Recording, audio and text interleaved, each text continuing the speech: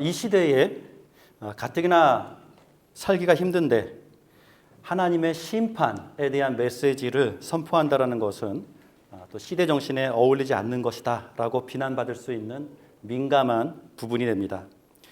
여러분, 우리가 이제 전도를 하게 되면 여러분들은 어떤 식으로 그 전도의 대화를 시작하십니까?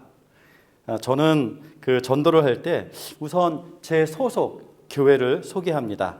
그리고 지금 상대에게, 내가 지금 당신에게 다가가는 이 이유에 대해서 설명을 해줍니다. 두 번째였죠. 그다음 세 번째, 그래도 되겠습니까? 이렇게 허락을 요청하고요. 허락을 해주면 대화를 이어나가는 이제 그런 식으로 전도를 합니다. 다시 말해 이제 좀 살을 붙이면요, 이렇게 얘기할 수 있겠죠. 저는 이 이수드 침례교회에서 왔습니다. 이렇게 소속 교회를 소개함으로써 제가 무슨 뭐 사이비 종파에서 온 사람이 아닌 이런 것들을 좀 밝혀주고요. 오늘 내가 거리에 나온 이유는 사람들에게 예수를 누구라고 생각하는지 물어보기 위해서 나왔습니다. 혹시 제가 당신에게 당신이 생각하는 예수, 당신은 예수를 누구라고 생각하는지 물어봐도 되겠습니까? 이렇게 질문을 합니다. 그러면 거의 대부분, 웬만하면 다 그 대화에 흔쾌히 응해줍니다. 그래서 자기가 예수는 이렇게 한다 사람이다라고 대답을 합니다. 자, 그 대답을 들으면 그 다음 대화가 아주 자연스럽게 이어질 수가 있겠죠. 어떻게 이어가겠습니까? 저는 그렇게 이제 질문을 다시 되묻습니다. 무엇을 근거로 당신은 예수를 그렇게 생각합니까? 당신이 예수를 그렇게 생각하는 그 정보는 어디에서부터 온 것입니까? 이렇게 대화를 이어나갑니다. 그럼 이제 그 사람이 또 이렇게 또 대화를 하겠죠. 그러면 또 그 대화에 또 제가 이어서 혹시 성경에는 예수님에 대해서 무엇이라고 쓰여져 있는지 한번 잠깐 설명해 드려도 되겠습니까? 이런 식으로의 대화를 이끌어 나가다 보면 상당히 참 깊은 복음의 대화들을 나눌 수 있는 기회들을 누리게 됩니다. 자, 이렇게 예수를 누구라고 생각하느냐라고 하는 질문을 우리가 할 수 있지만 또 거기에 또 비슷하게 하나님은 누구라고 생각합니까? 라는 질문을 이제 우리가 해보게 되면요, 참 재밌는 대답들이 많이 나옵니다. 사람들이 주로 이번에도 마찬가지예요. 웬만하면 거절하지 않아요. 그리고 자기가 평소에 생각해 왔었던 그 신, 나의 신, 이 신은 이럴 것이다 라고 생각했었던 자신의 생각들을 얘기해 줍니다. 자, 그럼 여러분들 거의 짐작하셨겠지만 거의 대부분 나오는 대답이 무엇이냐면 그 신은 사랑의 하나님이라고들 대답을 많이 합니다. 우리의 신은 사랑의 하나님이시다라는 대답을 많이 한다라는 것이죠. 그런데 이제 문제가 생기는 부분이 사랑의 하나님입니다라는 대답이 틀리지는 않았지만 그와 동시에 성경은 이 사랑의 하나님께서는 심판과 진노의 하나님 되심을 또한 설명해 주고 있지 않습니까? 그런데 이 부분에 대해서 참 곤란해지기 시작합니다. 그 대화가 이제 왜냐하면 사람들은 그렇게 얘기합니다. 사랑의 하나님이 왜 화를 내느냐? 사랑의 하나님이 왜 우리를 심판하겠느냐? 사랑의 하나님이 왜 지옥을 만들어서 사람들을 지옥에 보내겠느냐라고 되묻는다라는 것이지요. 이 하나님의 진노, 그렇죠? 하나님이 나를 향해서 화를 낼 리가 없다. 사랑의 하나님이 나를 심판할 리도 없고 그 사랑의 하나님이 왜 나 같은 사람을 지옥에 보내겠느냐. 이건 말도 안 된다 라고 이렇게 대답하는, 반응하는 경우가 상당히 많이, 거의 대부분이라고 보면 되겠습니다. 근데 우리가 이 질문 한번 생각해 봐야겠죠. 여러분, 사랑의 반대말은 무엇일까요? 한번 대답을 한번 찾아보세요. 사랑의 반대말. 사랑의 반대말은요, 무관심입니다. 무관심이라고 쓰신 분 계십니까? 사랑의 반대말은 indifference, 무관심이 됩니다. 사랑하지 않으면 아예 관심을 갖지 않는 거죠. 상대가 뭘 하든 관심이 없습니다. 아무런 감정도 생길 리가 없겠죠. 그러면 두 번째 질문, 그러면 사랑과 가장 비슷한 단어, 사랑이라는 단어와 가장 정말 밀접하게 연관된 단어는 무엇일까요? 했을 때에 짐작하셨겠지만 분노입니다. 그렇습니다. 사랑과 분노는 종이 한 장 차이입니다. 분노는 사랑하기 때문에 생기는 감정이기 때문에 그렇습니다. 여러분 잘 아실 거예요. 연인을 사랑했던 그 마음이 연인을 향한 아주 불같은 분노로 뒤바뀌어 버리는 이러한 주제는 고대 그리스 희극에서부터 오늘날 연속극 드라마의 메인 주제로 아주 자주 등장하는 주제가 아니겠습니까? 하나님도 마찬가지입니다. 사랑의 하나님이시기 때문에 진노하시고 심판하시는 분이 되십니다. 이 모든 것은 사랑, 그것이 그분의 동기가 되기 때문에 그렇습니다. 우리가 정말 가장 잘 암기하는 또 좋아하는 성경 구절 요한복음 3장 16절 하나님이 세상을 이처럼 사랑하사 독생자를 주셨으니 이는 그를 믿는 자마다 멸망치 않고 영생을 얻게 하려 하심이라. 근데 여러분 이렇게 좀 믿지 않는 사람들도 이 구절은 참 좋아해요. 왜냐하면 이 구절은 하나님의 사랑을 얘기하고 있고 하나님의 놀라운 구원을 선포하고 있기 때문에 그렇지 않습니까? 근데 이것은 참 사실은 읽기가 너무나도 불편한 구절이 되기도 합니다. 왜냐하면 이 구절의 의미를 되새기면서 한번 그 반대의 메시지를 보게 되면 이렇게 된다라는 거죠. 하나님께서 이 세상을 너무 사랑하셔서 독생자를 주셨습니다. 자, 두 번째 구절이 뭡니까? 이는 그를 믿는 자마다 멸망하지 않고 이렇게 써 있지 않습니까? 거꾸로 읽으면 어떻게 되죠?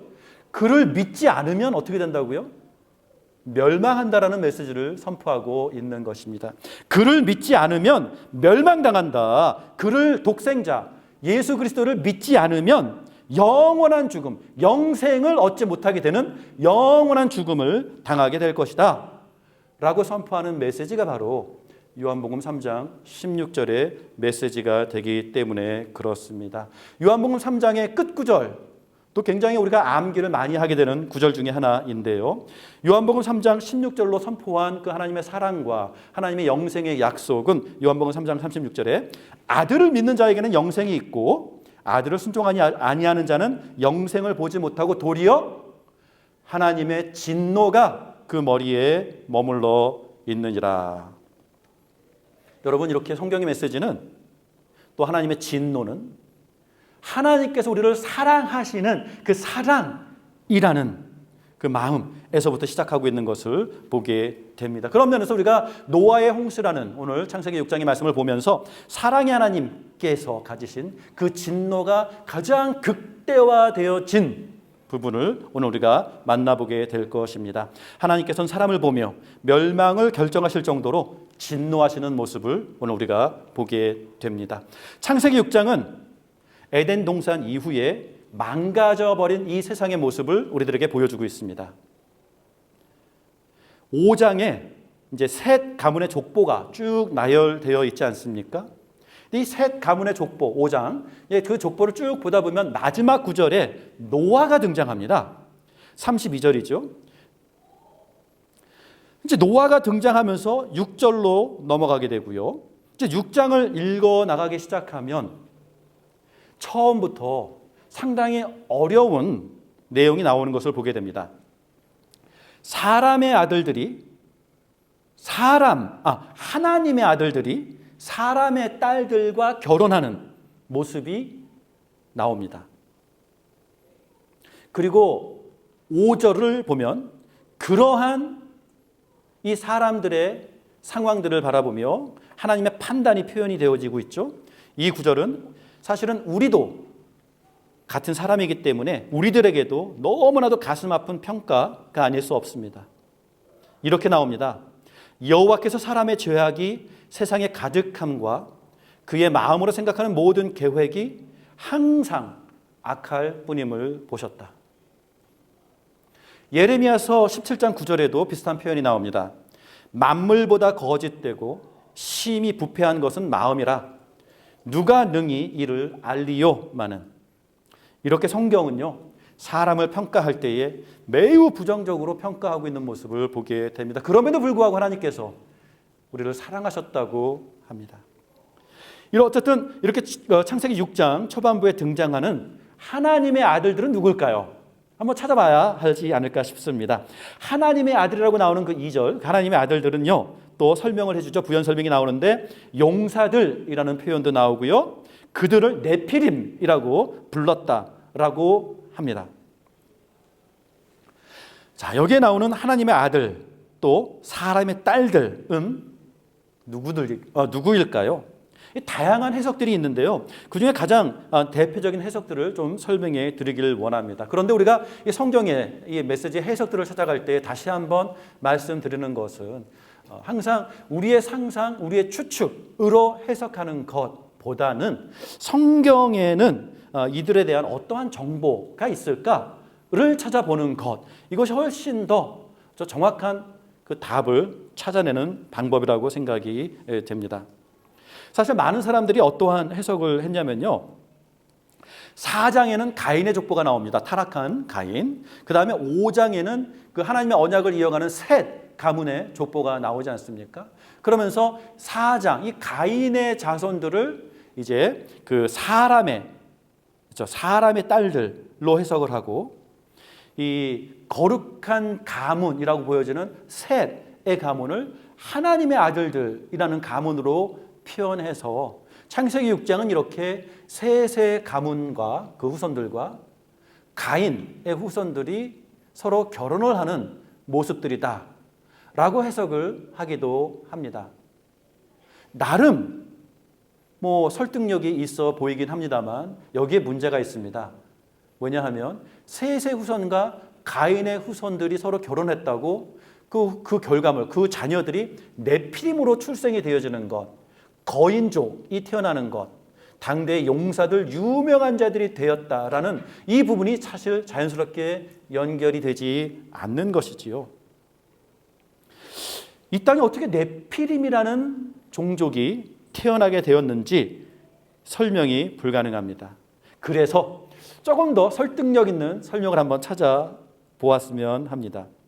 사실 어떤 면에서는요, 이 부분은 천사들과 같은 영적 세계와 사람의 세계 사이에 어떠한 교류가 있었던 것은 아닌가, 이 부분을 우리가 한번 생각해 보면 어떨까 싶다라는 것입니다. 왜냐하면 이제 구약에 하나님의 아들들이라는 표현들이 사실 여러 번 나와요. 그 중에 대표적인 것이 여기 다니엘서 3장 25절을 보게 되면 느부갓네살 왕은 용광로 속에 4명이 있는 것을 보고, 여러분 다니엘의 그 세 친구들의 이야기 아시죠? 분명히 용광로 속에 몇 명이 들어갔습니까?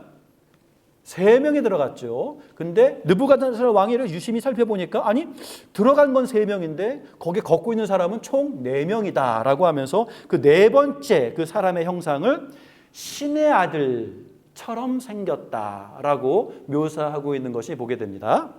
자, 그 다음에 욥기서에는 이 표현이 여러 번 등장하는데요. 1장 6절 또 2장 1절에 하루는 하나님의 아들들이 와서 여호와 앞에 섰고 사탄도 그들 가운데에 왔다라는 표현이 나옵니다. 이렇게 구약에서 하나님의 아들들이라는 표현으로 천사들의 존재를 설명하고 있는 것을 보게 됩니다. 자, 신약으로 넘어오면 이 표현이 조금 더 쉬워지진 않는데 조금 더 구체화된 것 같습니다. 자, 베드로전서 3장 19절에서 20절을 보게 되니까 그가 또한 영으로 가서 옥에 있는 영들에게 선포하시니라.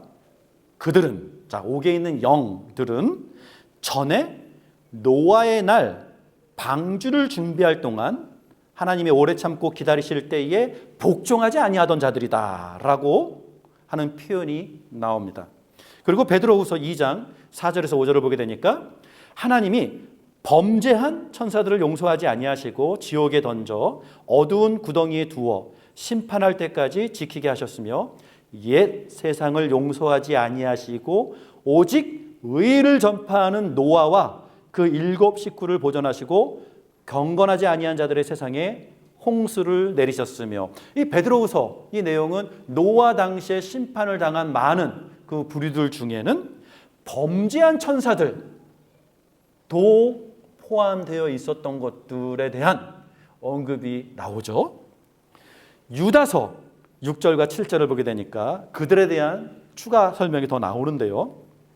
그들은 자기 지위를 지키지 아니하고 자기 처소를 떠난 천사들이라는 표현이 나옵니다. 자기 처소를 떠난 천사들은 큰 날의 심판까지 영원한 결박으로 흑암에 가두셨으며, 그 다음 구절, 그리고 소돔과 고모라와 그 주위의 성들도 그들과 마찬가지로, 그 타락한 천사들과 마찬가지로 음란함에 빠져서 딴 육체를 쫓았기 때문에 영원한 불의 형벌을 받아 사람들에게 본보기가 되었습니다. 여러분, 유다서에 보게 되니까 소돔과 고모라가 범하였었던 음란한 죄악들이 사실은 그 타락한 천사들을 흉내냈었던 것이다 라고 하는 설명이 나오는 거죠. 참 어려운 구절입니다. 타락한 천사들과 음란함이 굉장히 밀접한 연결이 되어 있는 것을 보게 됩니다. 고린도전서 11장 10절은 이것도 되게 어려워요. 여자는 천사들로 말미암아 권세 아래에 있는 표를 그 머리 위에 둘지니라.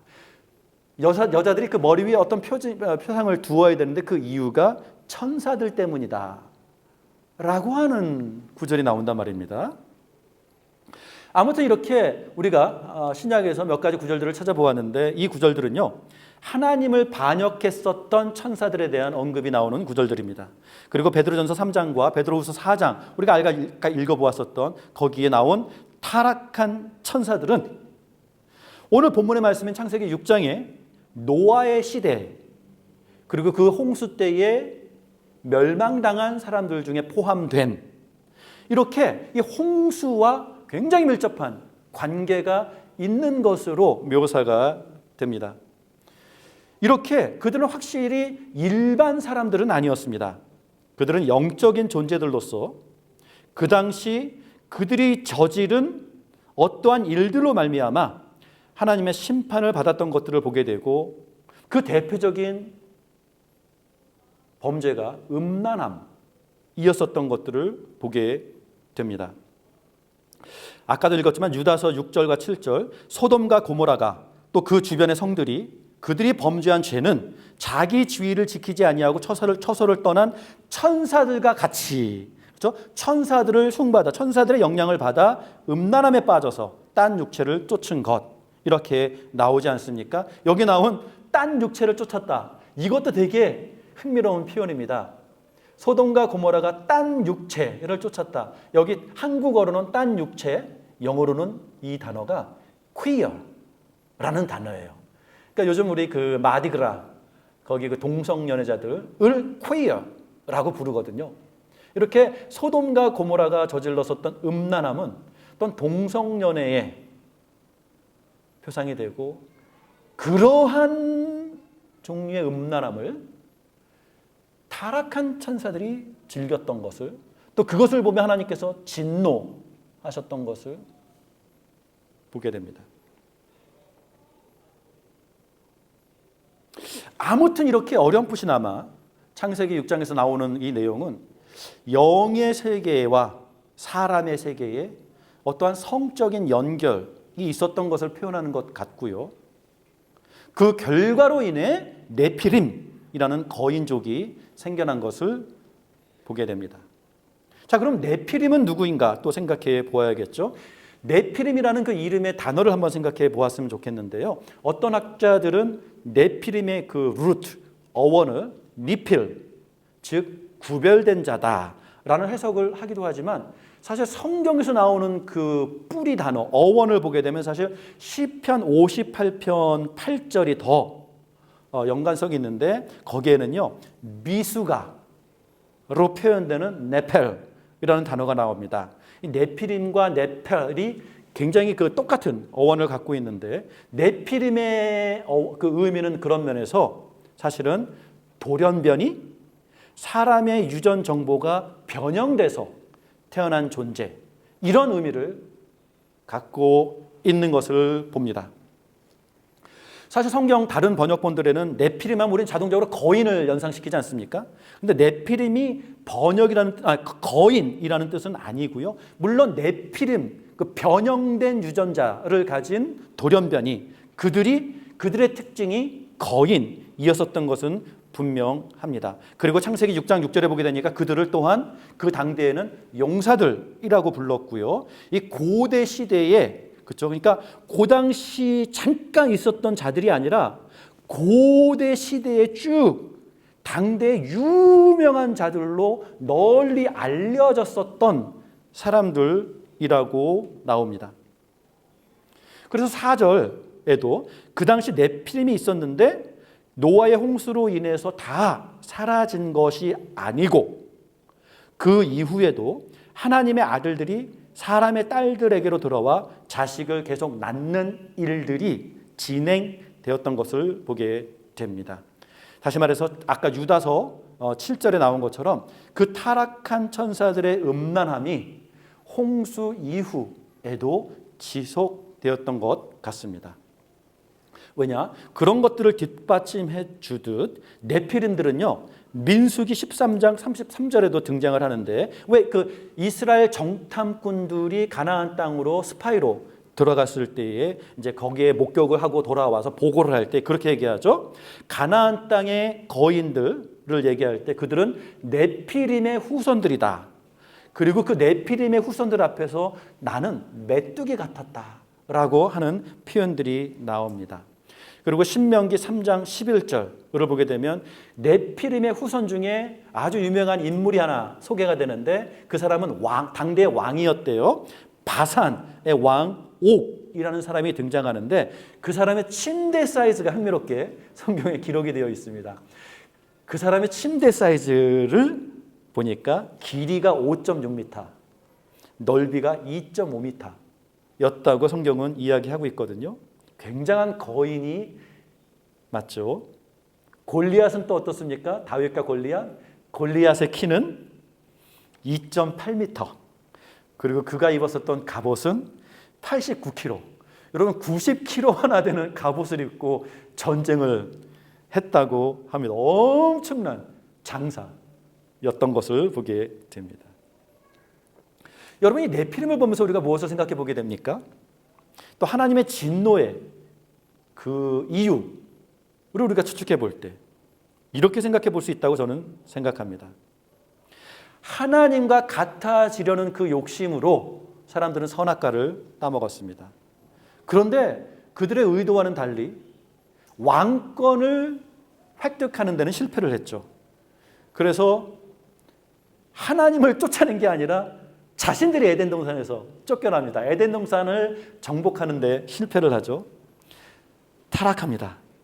근데 에덴 동산에 쫓겨나서 그 타락, 그것을 만회해 보려고, 회복해 보려고 이 사람들이 새로운 종자를 개발한 것은 아닌가. 다시 말해 영들과 성관계를 통해서 네피림이라는 어떤 면에서는 정말 반신반인이라고도 부를 수 있는 그러한 종자를 낳아서 하나님을 대항하려고 했는지도 모릅니다. 그래서 하나님께서 애당초 창조하셨었던 하나님의 형상대로 지음을 받은 그 사람보다 훨씬 더 하나님 같아 보이려고 했었던 새로운 형태의 인간을 출생시키고자 했었던 그러한 땅의 모습들을 보면서 하나님께서 더더욱 가증스럽게 보시고 더더욱 크게 진노하셨던 것 같습니다. 그러면서 더 이상 내가 용납할 수 없는 수준까지 그들의 죄악이 가득 찼다라고 말씀하신 것 아닌가 생각해 봅니다. 어쨌든 네피림에 대해서 정확한 존재는 우리가 알 수는 없지만 그들을 향한 하나님의 반응만큼은 분명하게 나옵니다. 그들의 죄악을 보시며 더 이상 관용을 베풀 수 없게 되었다라고 하시면서 하나님께서 여기에 또 새로운 법칙을 하나 발표를 하시지요. 선포를 하십니다. 사람의 수명을 이제 120세로 제한을 하신 것입니다. 근데 이 부분도 한번 여러분들이 다시 한번 읽어보세요. 사람의 수명이 120세로 제한됐다를 말씀하시는 건지 아니면 자, 이제 120년이 지나면 120년을 끝으로 내가 홍수를 통해 이 땅에 심판을 내리겠다 라고 말씀하시는 건지, 이렇게 염두에 두고 그 구절 다시 한번 읽어보세요. 한번 여러분들이 고민해 볼 만한 부분이 아닌가 싶습니다. 아무튼 하나님께서 이렇게 홍수를 결정하신 이유는 사람들이 저질러 놓은 이 세상의 현실을 바라보시며 마음 아파하셨기 때문입니다. 그래서 인류를 홍수로 심판하시기로 했습니다. 그래서 6장 후반부에서 이제 9장까지 그 홍수에 대한 기록들이 쭉 나오게 됩니다.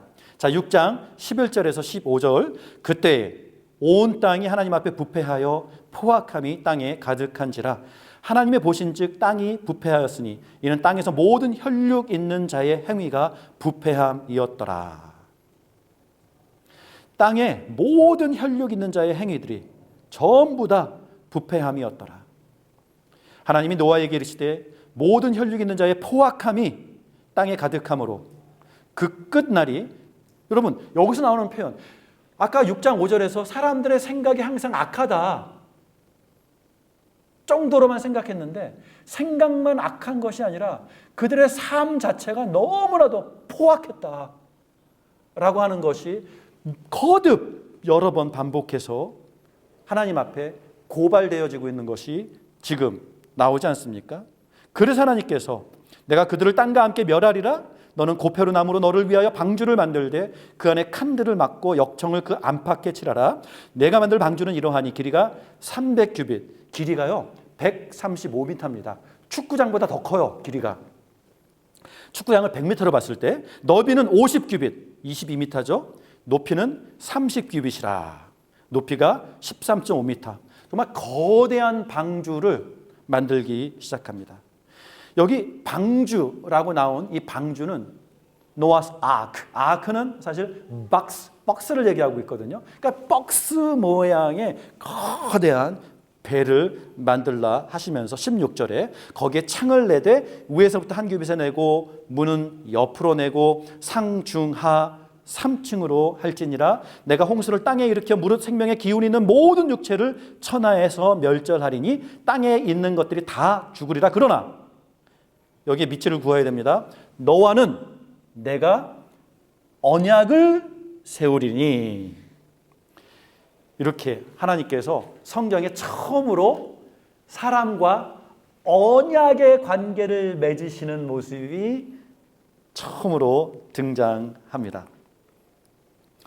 자, 성경 여기에서 처음으로 언약이라는 표현이 나오는데요. 여러분도 아시다시피 언약이라는 단어는 이제 그 이후 성경 전체에서 굉장히 중요한 핵심 단어가 됩니다. 이 라틴어로 언약이라는 단어를 테스트먼트라고 합니다. 그래서 구약과 신약을 우리가 얘기할 때 Old Testament, New Testament 이렇게 얘기할 때는 사실 구언약, 신언약, 이렇게 성경 자체 이름을 언약이라고 부르듯 하나님께서 지금 노아와 맺으시는 이 언약은 이제 그 이후 성경의 메인 주제가 되는 것을 보게 됩니다. 7장 1절입니다.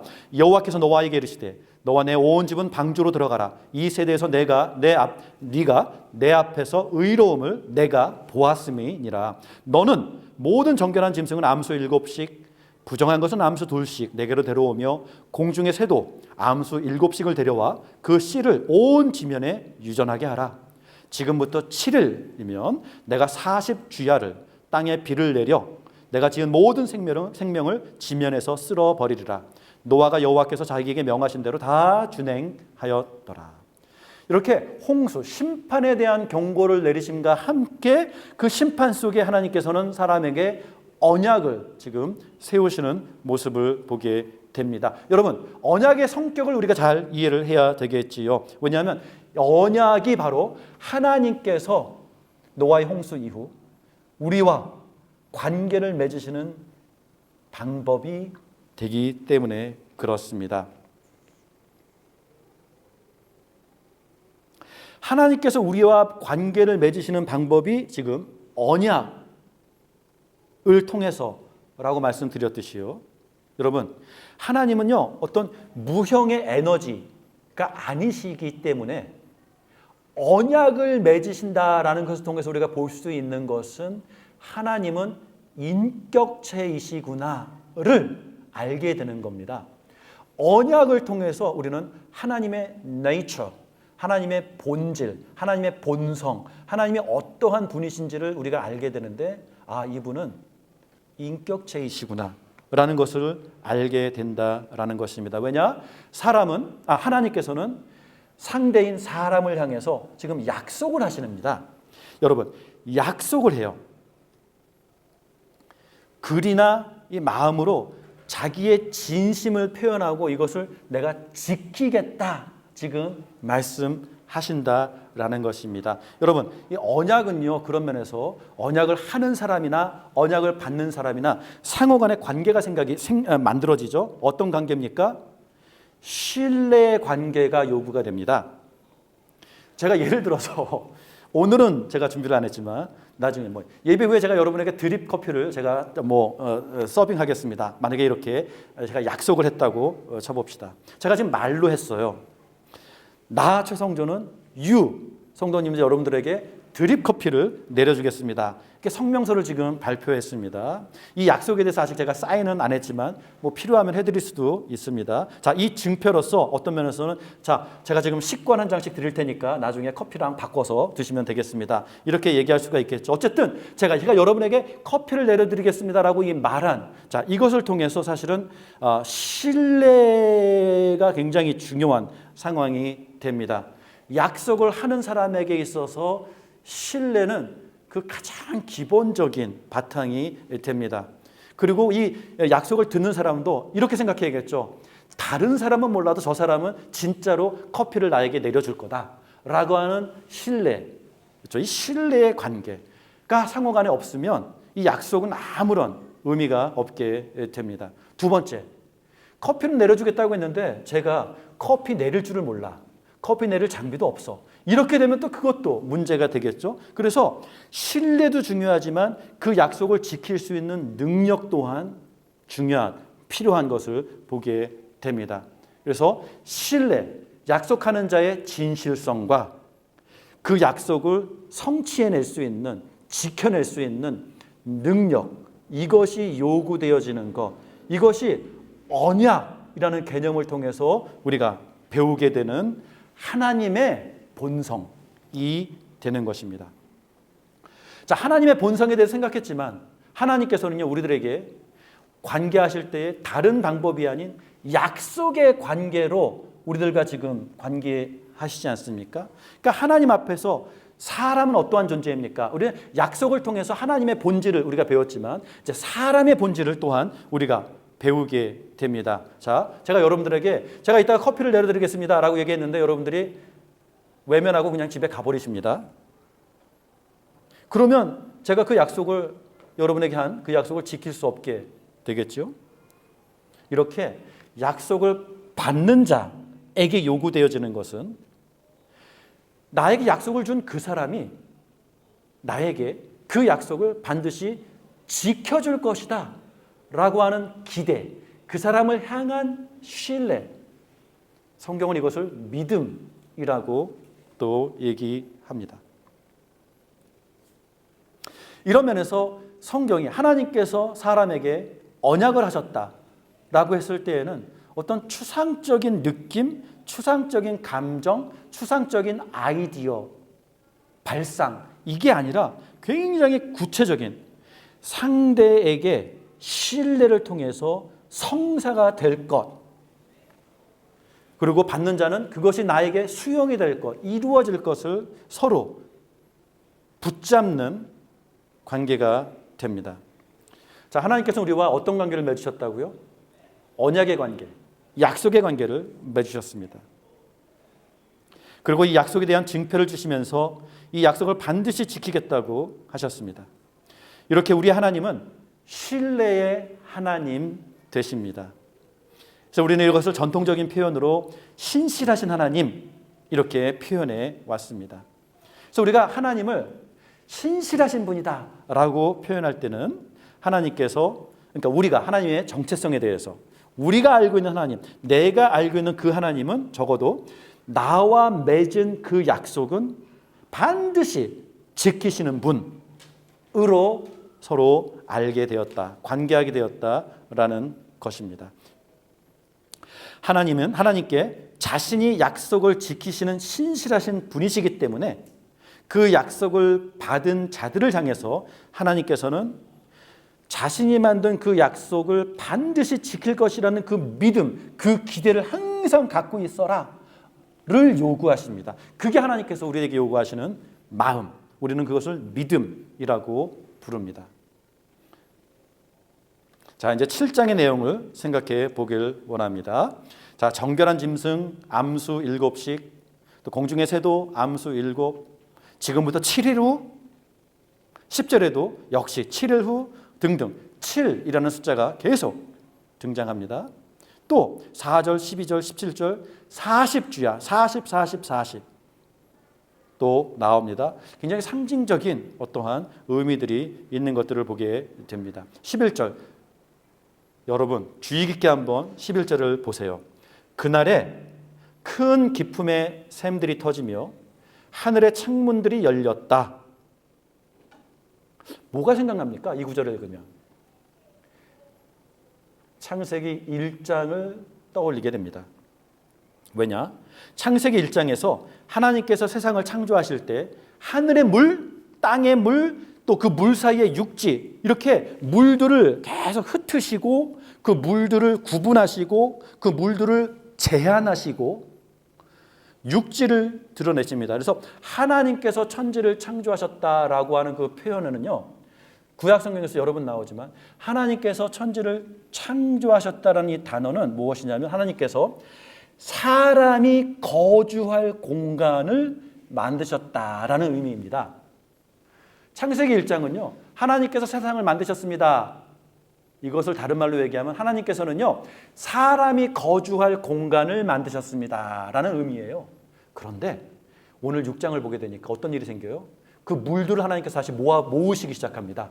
육지를 물로 덮으시고요, 하늘의 물, 땅의 물, 바다의 물, 그동안 그 구분하고 가로막고 경계를 지었었던 부분들을 하나님께서 지금 하나로 모으시는, 다시 말해서 사람의 거주할 공간 자체를 취소해버리는 그러한 그림이 그려집니다. 거대한 물이 지금 방류되어지고 있는 모습입니다. 이런 면에서 홍수는 하나님의 창조가 다시 포맷이 되어져 버리는 그러한 모습으로 묘사가 되어지고 있습니다. 12절에 그 비는 40 밤과 40 낮 계속 쏟아져 내렸고요. 그 물은 그 이후에도 150일 동안 땅은 물에 잠겨 있었다. 다시 말해서 고로 이 땅의 모든 생물들은 다 죽었다. 생존율은 제로다. 그리고 여러분, 이렇게 심판을 친히 내리신 하나님께서는요, 그 하나님께서 친히 그 방주의 문을 닫으셨습니다. 이렇게 창세기 6장은요, 심판과 그 심판 속에서도 구원을 베푸시는 그 하나님이 동시에 그려지고 있습니다. 우리 요나서를 우리가 묵상해 볼 때도 계속 그런 말들을 나눴죠. 하나님은 심판이 목적이 아니라 구원이 목적이다. 8장 1절은 하나님께서 노아와 그에 함께 방주에 있는 모든 들짐승과 가축을 기억하셨다. 여기 또 새로운 표현이 나옵니다. 하나님께서 기억하셨다. 이것이 굉장히 중요합니다. 왜냐? 기억하셨다라는 것은 언약의 언어이기 때문에 그렇습니다. 다시 말해서 언약을 한 자에게 요구되어지는 것은 그 언약을 잊지 않는 것입니다. 하나님께서는 자신이 맺은 언약을 잊지 아니하시고 기억하셨다라고 합니다. 하나님께서는 홍수로 잠긴 육지의 물을 어떻게 지금 빼셨는지 그 이후의 기록을 자세하게 우리들에게 설명해 주고 있습니다. 바람을 불게 하시면서 물이 줄어들었다고 합니다. 기품의 샘과 하늘의 창문이 이제 닫혔다라고 얘기합니다. 그래서 하늘의 비가 그쳤다고 얘기합니다. 물이 땅에서 점점 빠지면서 육지가 드러나기 시작합니다. 무엇이 또 그려집니까? 창세기 1장의 창조의 그 순서가 다시 시작되는 것이 여기서 그려지지 않습니까? 그렇습니다. 물들에게 경계가 생기고 구분이 생기고 흩어지면서 다시 육지가 드러나기 시작하는 새로운 창조가 여기에서 표현이 되어지고 있는 것을 보게 됩니다. 3절입니다. 물이 땅에서 물러가고 점점 물러가서 150일 후에 줄어들고 일곱째 날 곧 그달 11의 날에 방주가 아라랏 산에 머물렀으며 물이 점점 줄어들어 열째 달 곧 그달 초 하룻날에 산들의 봉우리가 보였더라. 이렇게 노아의 방주는 아라랏 산에 멈췄다고 나오죠. 근데 여기서 우리가 오해하는 것이 한 가지 있는데요. 아라랏 산 하니까 우리가 어떤 산봉우리에 배가 탁 걸친 것으로 상상을 해보게 됩니다. 그 산봉우리. 근데 성경은요, 여기서 아라랏 산이라고 얘기했을 때는 산봉우리가 아니라 거대한 산맥이에요. 거대한 산맥 어딘가에 노아의 방주가 탁 걸려 멈췄기 때문에 그 위치를 정확하게 파악한다는 것은 사실상 불가능하다, 이렇게 말씀드릴 수 있습니다. 자, 6절입니다. 40일을 지나서 노아가 그 방주에 낸 창문을 열고 까마귀를 내놓음에 까마귀가 물이 땅에서 마르기까지 날아 왕래하였더라. 그가 또 비둘기를 내놓아 지면에서 물이 줄어들었는지를 알고자 하매 온 지면에 물이 있으므로 비둘기가 발 붙일 곳을 찾지 못하고 방주로 돌아와 그에게로 오는지라. 그가 손을 내밀어 방주 안 자기에게로 받아들이고 또 7일을 기다려 다시 비둘기를 방주에서 내놓음에 저녁 때에 비둘기가 그에게로 돌아왔는데 그 입에 감람나무 새 잎사귀가 있는지라. 비둘기가 감람나무 이파리를 물고 돌아옵니다. 이에 노아가 땅에 물이 줄어든 줄을 알았으며 또 7일을 기다려 비둘기를 내놓음에 다시는 그에게로 돌아오지 아니하였더라. 여러분, 비둘기가 올리브 나뭇잎을 입에 물고 돌아옵니다. 바로 이 모습 때문에 올리브 나뭇잎을 입에 물고 있는 비둘기의 모습은 그 이후 인류의 평화의 상징으로 많이 지금 묘사되어지고 있습니다. 그러나 오늘 본문에 올리브 나뭇잎을 물고 있는 비둘기는 어떤 의미가 있습니까? 그렇습니다. 새로운 시작을 의미합니다. 새로운 출발을 의미하고 있는 것입니다. 13절입니다. 600일 년 맞습니까? 첫째 달 곧 그달 초하룻날에 땅 위에서 물이 거친지라. 노아가 방주 뚜껑을 제치고 본즉 지면에서 물이 거쳤더니 둘째 달 21의 날에 땅이 말랐더라. 자, 이렇게 땅이 드러나고 완전히 마르는 데까지는 시간이 꽤 걸린 것을 보게 됩니다. 그러면서 15절에서부터 새로운 창조, 새로운 시작이 이제 출발되는 장면이 나옵니다. 15절이죠. 하나님이 노아에게 말씀하여 이르시되 너는 내 아내와 내 아들들과 내 며느리들과 함께 방주에서 나오고 너와 함께한 모든 혈육 있는 생물 곧 새와 가축과 땅에 기는 모든 것을 다 이끌어내라. 이것들이 땅에서 생육하고 땅에서 번성하리라. 계속 창세기 그 1장, 2장과 그런 내용들이 계속 연상되지 않습니까? 그들이 땅에서 생육하고 그들이 땅에서 번성하리라 하시매 노아가 그 아들들과 그의 아내와 그 며느리들과 함께 나왔고 땅 위의 동물 곧 모든 짐승과 모든 기는 것과 모든 새도 그 종류대로 방주에서 나왔더라. 이제 세상은 새 출발을 하게 되었습니다. 새 창조가 이루어지는 자리가 됩니다. 세상은 그 죄를 이제 다 씻어냈습니다. 그리고 17절에 생육하고 번성하라 라는 축복을 다시 누리기 시작했습니다. 짐승들도 새 출발을 하게 되었습니다. 그들은 다시 이제 세상을 채워나가기 시작합니다. 그러면서 노아 또 그의 가족들은 하나님 앞에서 새 언약을 받게 됩니다. 천지창조 2.0. 이렇게 하나님께서는 그들에게 언약의 사인을 주시면서 하나님과 이 땅의 모든 생물 사이에 언약을 주셨습니다. 이거 굉장히 중요한 본문이 되지요. 이제 동물들이 짝지어 방주로 들어간 것보다 훨씬 더 중요한 새로운 삶의 시작이 됩니다. 이렇게 언약의 새 약속은 이제 아담의 때보다도 이제는 훨씬 더 좋은 여건 속에서 새로운 출발을 할 수 있게 되었습니다. 그 새로운 출발을 노아는 하나님께 제사를 드리면서 시작합니다. 이 순간부터 이제 노아는 5장 29절, 그렇죠?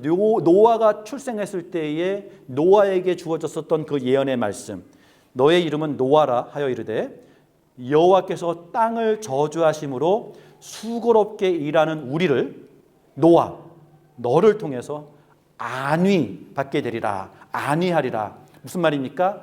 저주가 돌이킴, 저주를 돌이키는 자가 될 것이다 라는 노아가 태어났을 때에 받은 예언의 내용입니다. 이렇게 5장은 셋 가문의 족보가 기록되면서 노아의 아버지였었던 라멕이라는 사람이 이제 노아가 사람을 가인이 받은 그 저주로부터 또 아담이 받았었던 그 저주로부터 이 땅을 회복시키는 자가 될 것이다. 이렇게 예언을 준 것입니다. 이렇게 노아는 태어날 때부터 이렇게 그 약속을 받은 사람으로서 어떤 면에서는 새 아담으로서 이 땅에 나타난 사람이었습니다. 방주에서 나와서 새 땅에 거주하기 시작하면서 이제 저주로부터 회복된 세상을 열었습니다. 8장 22절이 굉장히 중요합니다, 여러분. 하나님께서 어떻게 말씀하십니까? 이제 땅이 있을 동안에는 심음의 때와 거둠, 추수의 때가 쉬지 않고 계속 반복될 것이다 말씀하십니다. 여러분, 아담에게 내렸었던 저주, 특히 더 가인에게 내렸었던 저주가 무엇입니까? 땅이 그 소산을 거부할 것이다 라고 했었던 그 저주를 하나님께서 이제 회복시키셔서 이제는 심음과 추수, 땅이 그 소산을 우리들에게 제공하는 이 사이클이 계속 이어질 것이다 라고 하는 약속을 주신 것입니다. 이렇게 땅은 이제부터 노아의 때서부터 노아를 통해서 새로운 이렇게 기능을 회복해서 사람들에게 경작하는 기쁨, 추수하는 기쁨을 가져다 주기 시작했습니다. 이렇게 아담이 실패했고 가인이 완전히 망쳐놓은 그 땅을 향한 저주를 이제 노아를 통해서 하나님께서 회복하시는 이 노아가 새 아담으로서 지금 역할을 감당하고 있는 모습을 보게 됩니다. 자, 이러면 해피엔딩이 되어야 하지 않겠는가라는 기대를 하게 됩니다. 19절이죠. 노아의 이 세 아들로부터 사람들이 온 땅에 퍼지니라. 자, 이 뭐 디즈니 영화 같은 경우 같으면 여기서 딱 맞추면 너무 좋아요. 행복한 스토리의 결말이 됩니다. 근데 이 행복한 해피엔딩은 사실 어떤 면에서는 이건 두 번째 해피엔딩이라고 생각해 볼 수 있는 게 하나님께서 창세기 1장과 2장에 천지를 창조하시고 일곱째 날에 사람에게 복을 주시고 아담에게 짝을 베풀어 주시고 그들이 하나님의 동산에서 경작하면서 거기에서 마쳤더라도 해피엔딩이 참 좋았을 텐데 3장으로 이어지면서 인류가 타락하는 이야기로 확 바뀌었듯 오늘도 이 홍수의 이야기가 이렇게 이 땅을 향한 하나님의 회복, 저주로부터의 회복을 선포하면서 딱 인류의 이야기가 끝마쳐졌더라면 너무나도 좋았을 텐데요.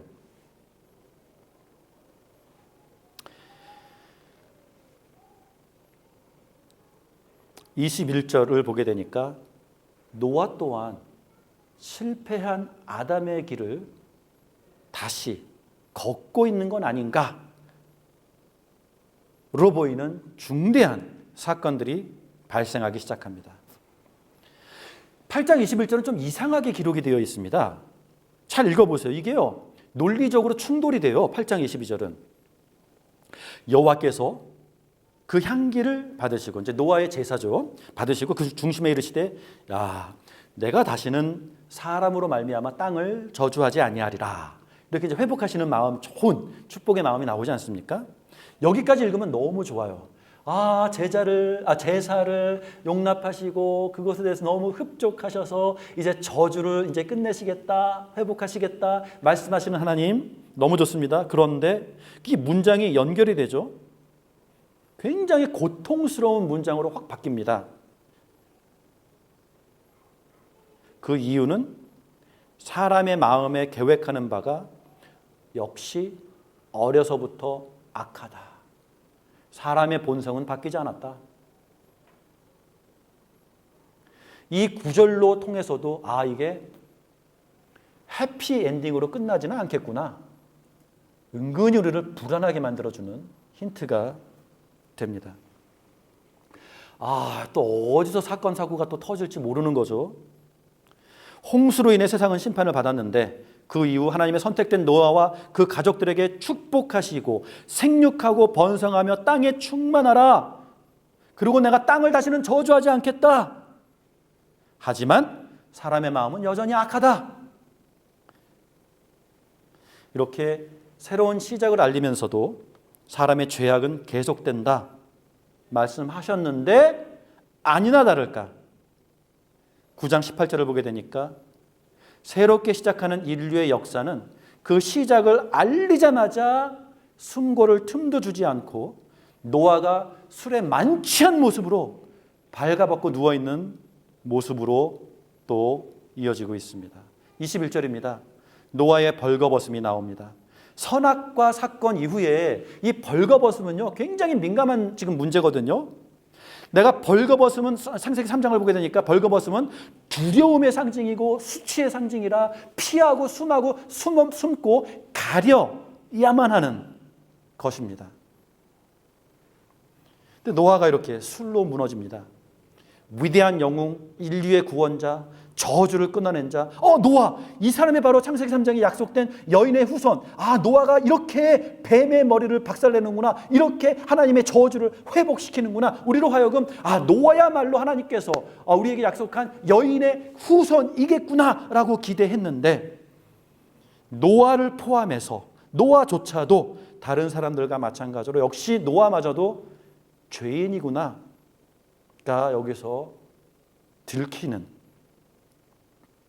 근데 거기서 끝나지 않고 노아가 술에 취해서 만취해서 나체로 있었을 때에 그의 가족들은 그 수치를 드러냅니다.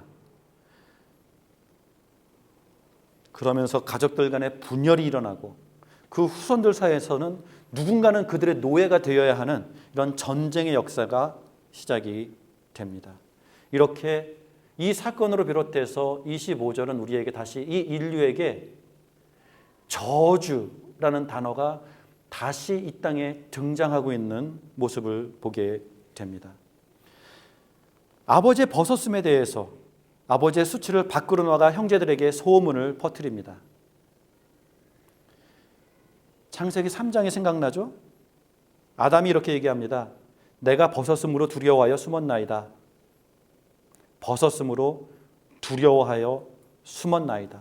이렇게 벗었다라는 것은 그의 몸을 숨겨야 할 정도로 너무나도 두려워할 수밖에 없는 큰 사건이었던 것을 보게 됩니다. 그래서 하나님께서 물어보죠. 누가 너의 벗었음을 너에게 알렸느냐? 뱀이었죠, 결국. 결과로 뱀은 저주를 받습니다. 그 벗었음을 알렸느냐? 노아의 아들들이 아버지의 벗었음을 알리고 있습니다. 그 수치를 공개하고 있습니다. 소문을 냅니다. 그리고 그 결과로 저주를 받습니다.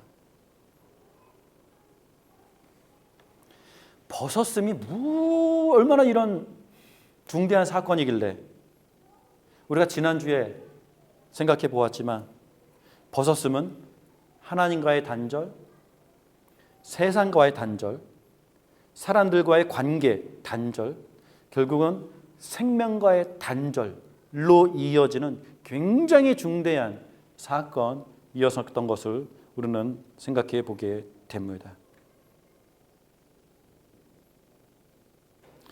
그런데 이러한 저주 속에서도 노아의 축복 속에 여인의 후손인 셈의 가문을 통해서 여인의 후손은 셈의 가문을 통해서 나오게 될 것이라는 힌트가 여기에 잠깐 또 담겨져 있는 것을 보게 됩니다. 그럼 여인의 후손을 우리가 계속 찾아봐야겠지요. 정리해 보겠습니다. 이 모든 이야기는 3장 15절 에덴 동산에서 시작했습니다. 악을 정복할 여인의 후손을 찾아야 합니다. 그런데 가인도 실패했습니다. 아벨도 아니었습니다. 셋이었을까? 셋 또한 딱히 업적이 없었습니다.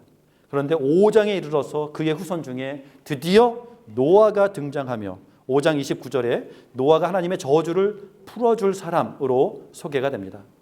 이제 노아가 죄로 가득 찬 이 세상의 해결사로 등장합니다.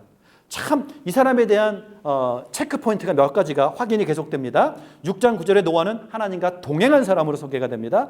6장 22절에 노아는 하나님께서 명하신 모든 것들을 순종한 사람으로 나옵니다. 7장 5절에도 다시 한번 하나님께서 그에게 명하신 모든 것들을 준행한 사람으로 등장이 나옵니다. 이렇게 하나님과 동행한 그 한 사람, 물론 그 이전에도 에녹이라는 사람이 있었지만 에녹은 죽음을 맛보지 않고 하나님께서 바로 하늘로 데려간 사람이었습니다. 그런 면에서 노아야말로 정말 뱀의 머리를 박살낼 그 한 사람이 아닌가 기대하게 됩니다.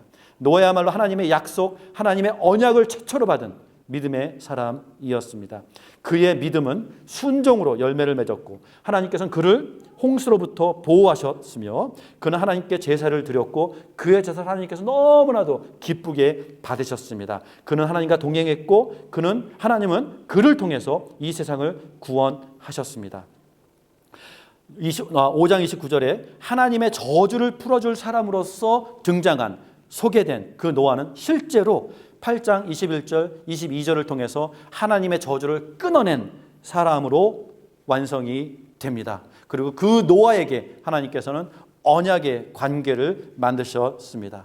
그래서 노아를 통해서 앞으로의 세상은 어김없이 해가 뜰 것이고 계절이 질서 있게 바뀌며 추수의 날을 예측할 수 있는 과학이 발달할 수 있는 근거가 되는 질서 있는 세상을 다시 한번 하나님께서 약속하셨습니다. 그런데 아직 해결이 안 된 부분이 있는 거죠. 8장 21절 사람의 마음은 여전히 항상 악하다. 그리고 9장 21절 천하의 노아조차도 실수를 했구나, 죄를 범했구나.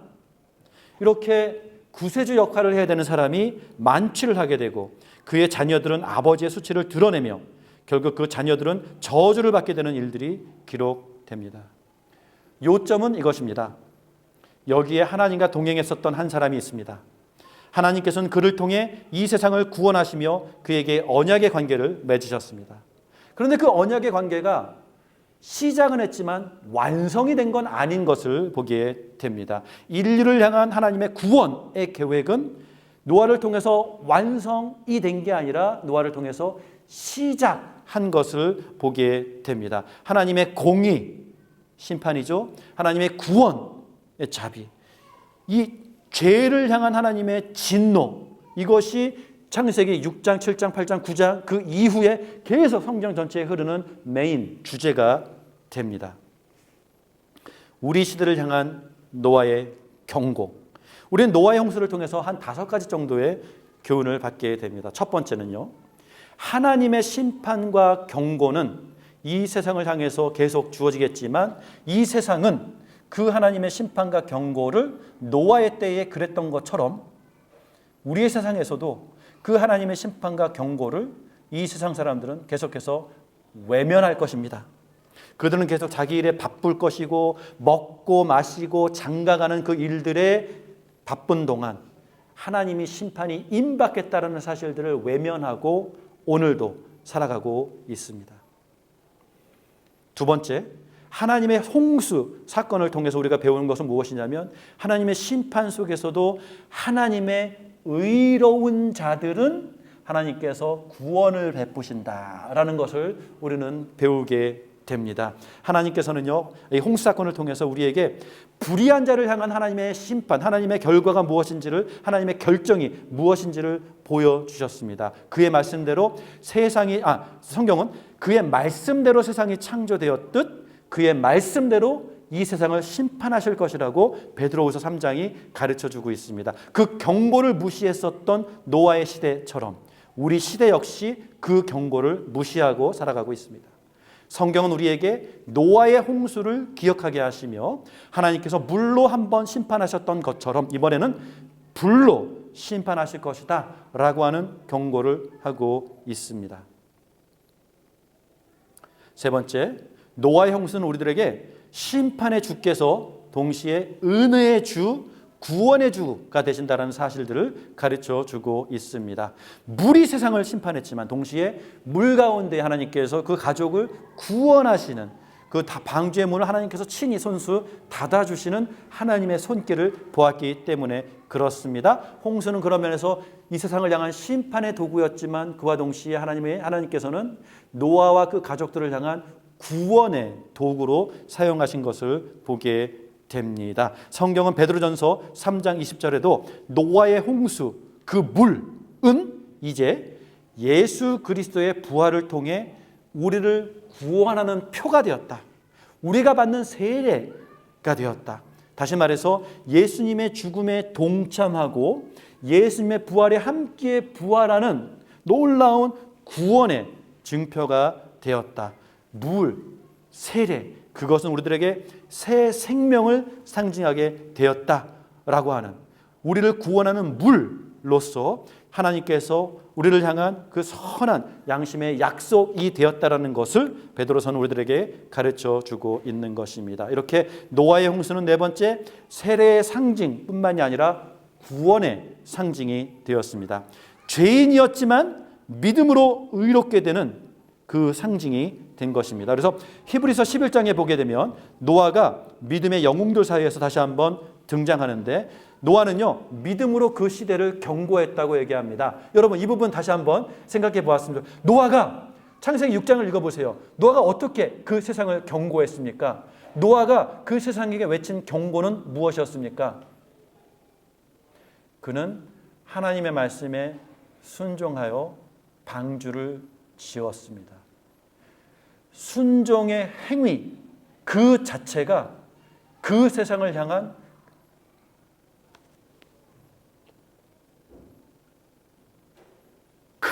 큰 외침이 되었다는 것입니다. 여러분, 우리가 이 세상을 향하여 하나님의 분노를 어떻게 이 세상 사람들에게 우리가 노아처럼 경고할 수 있겠습니까? 우리는 노아처럼 하나님의 약속을 기억하고 하나님 앞에 순종의 자리를 지키는 것, 그 순종의 행위 자체가 이 세상을 향한 경고의 외침이 된다라는 교훈을 우리는 여기서 배워야 할 것입니다. 그리고 끝으로 다섯 번째, 노아는 우리의 모델이 되었습니다. 그는 모든 믿는 자들의 모델이 되었습니다. 죄악된 세상을 향해 의의 메시지를 선포했습니다. 배를 짓고 있는 노아를 향해 세상은 미쳤다고 놀렸을 것입니다. 하지만 그는 그 세상과 동조하는 것을 선택하지 않고 하나님의 말씀을 붙잡는 것을 선택했습니다. 우리 또한 그래야 할 것입니다. 세상을 향해, 세상이 우리를 손가락질하고 있을 때에 우리는 그 세상과 동조하지 않고 친구 되지 않고 오히려 그 와중에도 경건을 선택하고 거룩을 선택하고 하나님의 약속을 기다리며 신뢰하며 오늘도 그 말씀에 순종을 선택하는 노아의 후손들이 되어야 할 것입니다. 노아는 죄인이었지만 그 죄인조차도 하나님 앞에 은혜를 입었을 때에 놀라운 도구로서 사용이 되어진 것을 보게 됩니다. 그리고 이제 더 나아가 그의 자손들 중에 결국 구원자가 나타날 것을 약속받았습니다. 셈의 후손 중에서 여인의 씨앗, 뱀의 머리를 박살낼 사람이 오게 될 것을 이제 보게 됩니다. 셈의 자손을 통해서 아브라함, 이삭, 야곱의 가문이 세워지고 모세와 다윗과 솔로몬의 역사가 기록이 되어지고, 그 다음에 노아가 그랬던 것처럼 세상의 심판을 짊어질 사람, 하지만 노아와는 달리 죄를 범하지 않은 그 한 사람 예수 그리스도를 바라보게 됩니다. 셈의 자손, 하나님의 심판을 짊어질 사람, 인류를 구원할 자, 죄를 짓지 않았지만 죽임을 당하고 부활을 통해 영원한 승리를 선포하신 그 사람 예수.